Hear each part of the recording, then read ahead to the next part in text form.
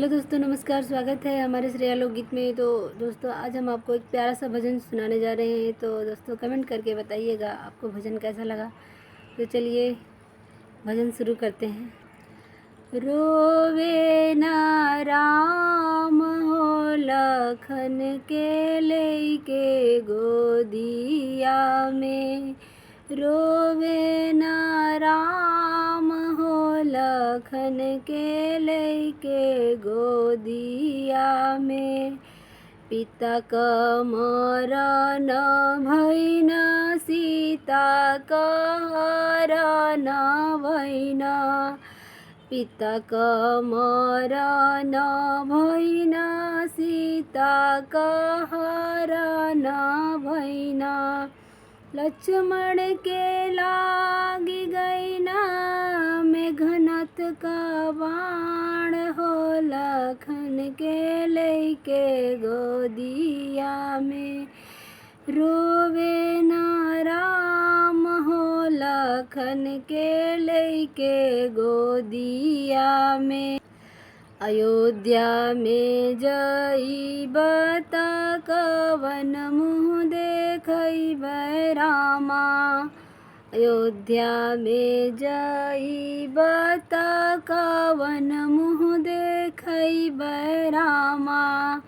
माता सुमित्रा पूछी है देव का जवाब हो लखन के लेके गोदिया में।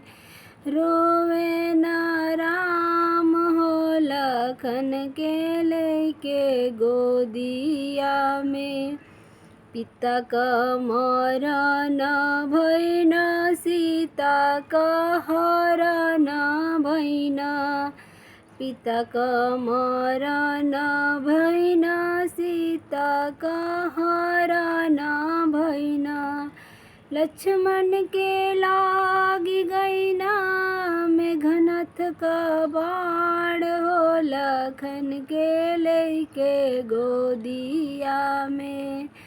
रोवे ना राम हो लखन के लेके गोदिया में।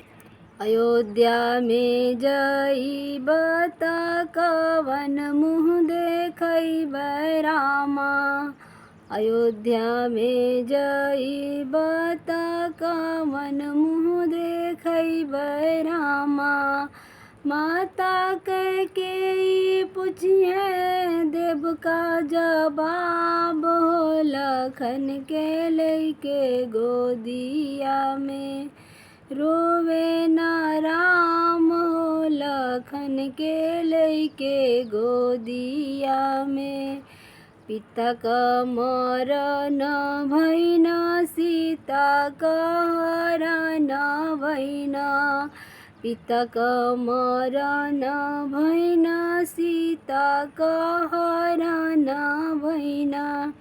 लक्ष्मण के लागी गइना मेघनाथ का बाण हो लखन के लेके गोदिया में। रोवे ना राम हो लखन के लेके गोदिया में। अयोध्या में जइब त कवन मुँह देखइब रामा। अयोध्या में जइब त कवन मुँह देखइब रामा। माता कौशल्या पूछी है देव का जवाब हो लखन के लेके गोदिया में।